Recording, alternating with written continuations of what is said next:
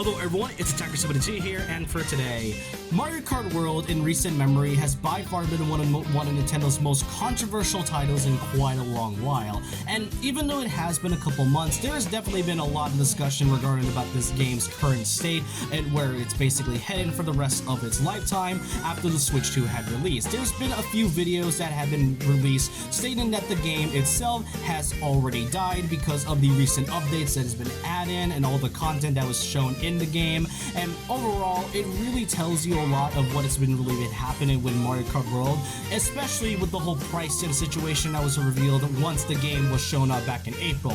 But the question is Mario Kart World truly dead, as a lot of people tend to say? And so in this video, I just really want to be talking about my own perspective and my own personal thoughts regarding about the current state of what Mario Kart World has at the moment. So I hope you guys enjoy this, and let's get started with what Mario Kart World currently has at the moment in terms of content. Now, in terms of content, that's definitely one of the biggest things that I've seen a lot of people point out when it comes to Mario Kart World's current issue when it came out. Now, to be fair, World still has a good and decent amount of content, to say the least. We get a total of 50 characters, which, you know, I'm not counting any of the costumes, of course, and then there's also a total of 30 tracks, which, yeah, it is 30 since 2 of them are actually repeats, but nonetheless, it is still a good track selection, with some of them being brand new courses, and obviously some of them being remade for the sake of the retro tracks, which a lot of people are familiar with. So it's still a good amount of content when it comes to the racing aspect. But for like new content such as the open world, I will say that it is pretty bare bones, since you mostly are just collecting things while driving around other courses and roads that aren't really able to be accessed outside of the courses that you're raced in, but it is still pretty bare bones. And I see that was like one of the main things that I see a lot of people point out to, which I can fully agree upon. But then there's also some of the new modes, aside from, you know, Grand Prix. We got a knockout tour, which I will say it is really great. I love this new mode since it implements the intermission aspect of it, which I will get later on into this video. But overall, World is good when it comes to its content. But for the rest of it, once you've basically beaten a lot of things, especially getting through all of the CCs and unlocking mirror mode with certain conditions, what can you really do after you've beaten most of the things that are required for this game? And that's the one thing I've seen a lot of people point out to, that that after you've beaten it, there really isn't much you can do outside of the single player content. And what I've seen some point out is that after about a couple months, I've seen this one particular tweet around the internet stating that this game desperately needed DLC, otherwise Mario Kart World would likely end up pretty soon than Mario Kart 8 Deluxe, because that game lasted for a good long while. And that right there is a bit of a glaring issue right there, because the problem regarding about DLC is that, one, it is insane that there's a lot of people that are already hoping for DLC for a game that, by the way, has only been out for like 2 months. It's only been 2 months since the game had released alongside the Nintendo Switch 2, and I've already seen people pointing out for like free DLC or just DLC in general. I get we live in this gaming era where microtransactions and paid DLC are pretty much just a requirement in order for the game to stay active and all, but Mario Kart 8 was a very strange case, and I think a lot of people tend to forget that when it comes to its content. Notably because we forget that Mario Kart 8 Deluxe was obviously a deluxe ported version of a Wii U title, and if we all remember what that console was, it was getting criticized a lot by both gaming critics and fans alike. And really, 8 originally only had a small amount of roster, and that was before the DLC was even announced for this game, and this was the amount of tracks and cups that we've had since like the beginning of the series. Mario Kart has always gotten around like 8 cups and all that every so often for a good with every few entries, but 8 cups was mostly just gonna be the norm for a while. Mario Kart was simply following the same formula that has been mastered since Mario Kart DS in a way, and I guess Mario Kart Double Dash, but that's kind of a different case. But this was like the small amount of content that we've had, and by the time the game released, we did eventually get DLC for the game with 2 packs, But then afterwards, once it fully finished with the second pack back in 2015, it was simply quiet for a good while until Mario Kart 8 Deluxe came out, which includes all of the DLC, cups, and characters that were added from the base game, and then added some new characters along the way. And for a while, Mario Kart 8 Deluxe was simply quiet for the next few years. It was simply just going through the flow of people playing the game with their friends casually and online, and that was because it mastered the way of using content correctly. And in 2018, it did get the Breath of the Wild update, but that was it for 8 Deluxe until Nintendo decided to add the DLC packs for the game itself by adding 48 more tracks and including more characters, making it, if not the definitive Mario Kart title. That was the one thing that I was incredibly worried about before World came out, because the one thing I would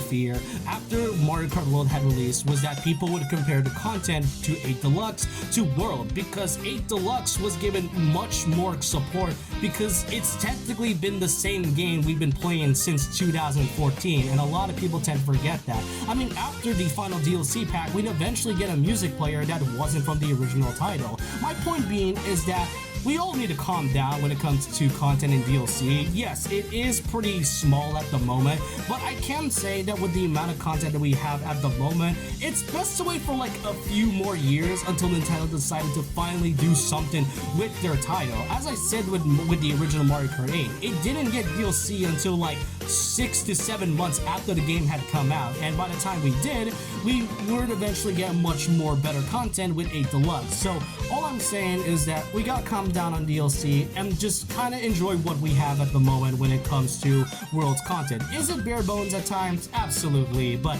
that doesn't mean that it's fully dead because of the lack of things to do. If anything, let's just kind of play other games every so often. Now, aside from the content itself, there's also the second and biggest glaring issue about the current state of Mario Kart World, and that is both the gameplay and the online. Now, to be fair, I still really like the gameplay overall, and I don't really go much into online, to be fair, but what I can say is that it is still Mario Kart, but with the addition of the parkour mechanic, which you can grind on rails and onto walls, but then came in the intermissions, which has by far been one of the most dividing aspects of World, because there's the first half that stated that they really don't mind the addition of the intermissions, and in fact it does kind of branch out, you know, making you feel like you're driving to another course to one another, while the other half are stating that these are really terrible additions and that they absolutely hate or despise this intermissions because it does take away from the traditional 3-lap courses that we've had for like so long, to be fair. And now look, this works for things such as Knockout Tour because it is a process of elimination,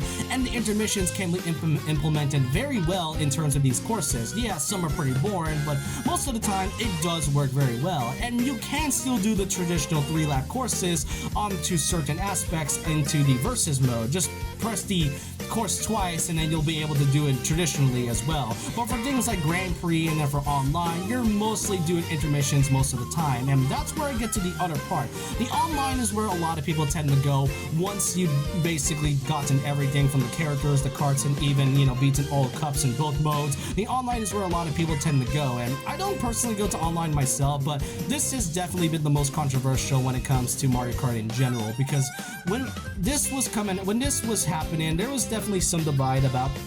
online, how it was also lacking things, because compared to Mario Kart 8's online, where you got a few options from friends, normal battles, and even tournaments, for things like World, it's mostly just the same modes that you're mostly able to do on regular single player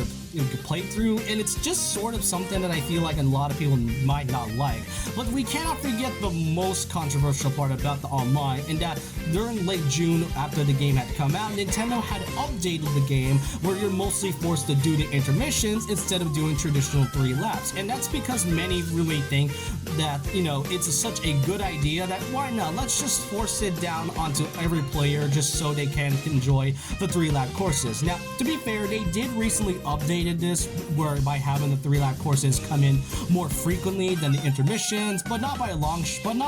by a lot. I've seen a few videos stating that it didn't really change as much, but it's certainly a change to say the least. But that's sort of what's been going on with Mario Kart World at the moment, and personally all I can say is that I still enjoy the game. Mario Kart World is one of those titles that I've seen a lot of people talk about in terms of this discourse. And while I personally will say that it is definitely a very flawed game, like in my review, I didn't even give it like a 9 or 10 because there's definitely been some issues about it. Because the problem with Mario Kart World is that it's a game that is very flawed, and the only reason it's flawed is because there were certain ideas that were honestly good on paper, but in execution, it